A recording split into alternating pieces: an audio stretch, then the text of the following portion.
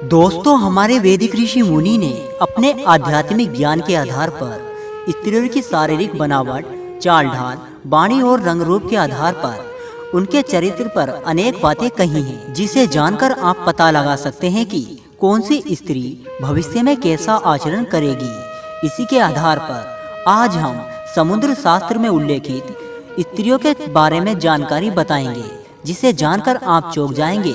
तो चलिए मित्रों, वीडियो को शुरू करते हैं। पहला, चित्रेणी स्त्रियां। यह स्त्रियां सजने संवरने की शौकीन होती हैं। यह थोड़ी कम परंपरसी होती हैं, लेकिन बहुत ही बुद्धिमानी होती हैं और अपने हर कार्य शीघ्रता से करने में सक्षम होती है। यह स्त्रियां धर्म, व्रत तथा साधु संतों की सेवा करने वाली होती हैं। भले ही इनका जन्म एक गरीब परिवार में क्यों न हुआ हो, परंतु इनकी कुंडली में राज रोग होता है।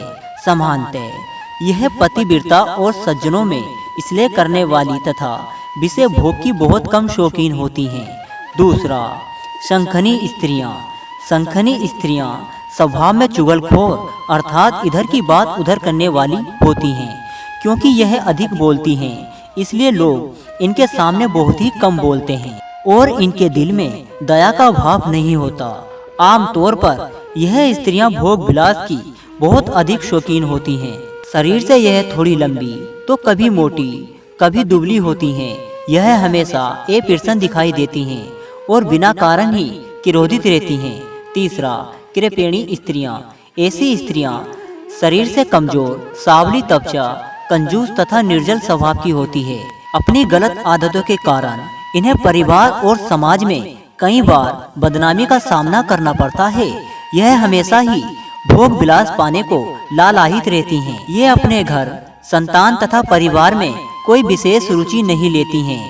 इसी वजह से कई बार इनका अपने पति से वियोग हो जाता है। अब तो फिर भी यह अपनी सुंदरता से पर पुरुषों को आकर्षित करने में लगी रहती हैं। दोस्तों, आशा करता हूँ कि आपको यह जानकारी पसंद आई होगी।